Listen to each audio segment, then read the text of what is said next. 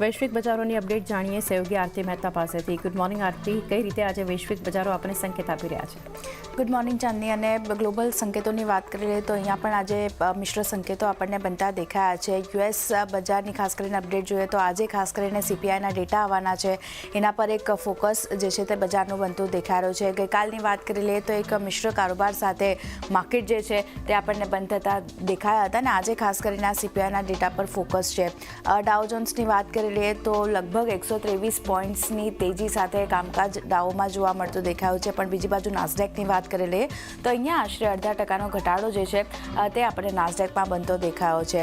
બીજી બાજુ વાત કરી લઈએ જેરોમ પોવેલની જે ટેસ્ટિમની થઈ હતી, મોટું નિવેદન તેમના તરફથી આપતું દેખાયું છે કે દરોમાં કાપ માટે કોઈ જલ્દી નથી તેવું તેમણે કહ્યું છે। તો આ એક પોવેલનું જે નિવેદન આવ્યું છે તેના પર પણ માર્કેટ જે છે તે રિએક્ટ કર્યું છે, એટલે ફોકસ ખાસ કરીને યુએસ માર્કેટ માટે રાખવાનું રહેશે। નજર કરી રહીએ ઇન્ડાયસીસ પર તો જુઓ નાસ્ડેકમાં 5%થી વધુની વેચવાળી સાથે કામકાજ થતું દેખાયું છે, કારણ કે ટેક્સ શેર્સમાં એક દબાણ સાથેનું કામકાજ રહ્યું હતું। S&P 500 અને ડાઉ જોન્સની વાત કરી લઈએ તો અહીંયા એક ફ્લેટ ટુ પોઝિટિવ કામકાજ છે। નાસ્ડેકની વાત કરી લઈએ તો અહીંયા ખાસ કરીને ટેસ્લાના શેર્સમાં જે ઘટાડો આવ્યો હતો, લગભગ 6% ટેસ્લાનો શેર જે છે તે આપણને તૂટતો જોવા મળ્યો છે। ચીનની કંપની છે એક BYD, એના ડિપ્સિટ સાથે કરારના કારણે આ દબાણ જે છે તે આપણને બનતું દેખાયું છે ટેસ્લા પર।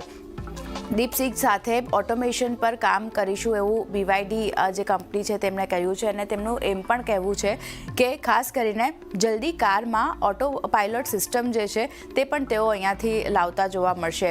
અને ચીનની સૌથી મોટી ઇલેક્ટ્રિક કાર મેકર છે BYD, અને તેમની સાથે ખાસ કરીને ડીપસીકે કરાર કર્યા છે અને એનું રિએક્શન જે છે ખાસ કરીને આપણને ટેસ્લા માટે નેગેટિવ આવતું દેખાયું છે, અને ઇલેક્ટ્રિક કારમાં પ્રતિસ્પર્ધા વધારવાથી આ દબાણ જે છે તે આપણને ટેસ્લા પર બનતું દેખાયું છે, તો એક ફોકસ રાખવાનું રહેશે અહીંયા પર જે રીતે એક નેગેટિવ કામકાજ થતું દેખાઈ રહ્યું છે।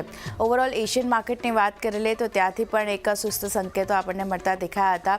એશિયન માર્કેટમાં જુઓ કોસ્પીમાં ફ્લેટ ટુ પોઝિટિવ કામકાજ, નિક્કાઈ અને તાઇવાન ઇન્ડેક્સની પણ પોઝિટિવ કામકાજ જે છે તે આપણને અહીંયા બનતું દેખાયું હતું। અન્ય ઇન્ડાઇસીસની વાત કરી લઈએ તો ત્યાંથી પણ પોઝિટિવ સંકેતો મળતા દેખાયા હતા। હેંગસેંગમાં જો 1%થી વધુની upside, straits times flat to positive, અને શંઘાઈની વાત કરી તો ત્યાં પણ સ્ટ્રેટ ટુ પોઝિટિવ કામકાજ જોવા મળતું દેખાયું। તો એશિયન માર્કેટ તરફથી એક પોઝિટિવ સંકેતો હતા। ગિફ્ટ નિફ્ટી શરૂઆતી કારોબારમાં અહીંયા થોડી ઘણી તેજી બનતી દેખાઈ હતી, અત્યારે જો 42 પોઈન્ટની પોઝિટિવિટી આપણને બનતી દેખાઈ રહી છે, અને લેવલ સ્પેસિફિક વાત કરી રહી 23,195ના લેવલ્સ અહીંયા બની રહ્યા છે। ગઈકાલે જોવાનું હતું કે ટેરિફ વોરના કારણે ખાસ કરીને આપણા બજાર જે છે તે નિફ્ટીના ફ્રન્ટ પર જોઈએ તો 23,000ના સ્તર પણ આપણને તૂટતા જોવા મળ્યા હતા એક સમયે, પણ જે રિકવરી આવી હતી તો આજે ક્યાંય ને ક્યાંય જે સંકેતો બનતા દેખાયા છે, યુએસમાં થોડી ઘણી પોઝિટિવિટી છે, એશિયન માર્કેટ પોઝિટિવ સંકેતો આપી રહ્યા છે, તો આપણા માર્કેટ પણ ક્યાંય ને ક્યાંય પોઝિટિવિટી સાથે ઓપન થાય તેવા સંકેતો અત્યારે મળી રહ્યા છે। આરતી, આભાર।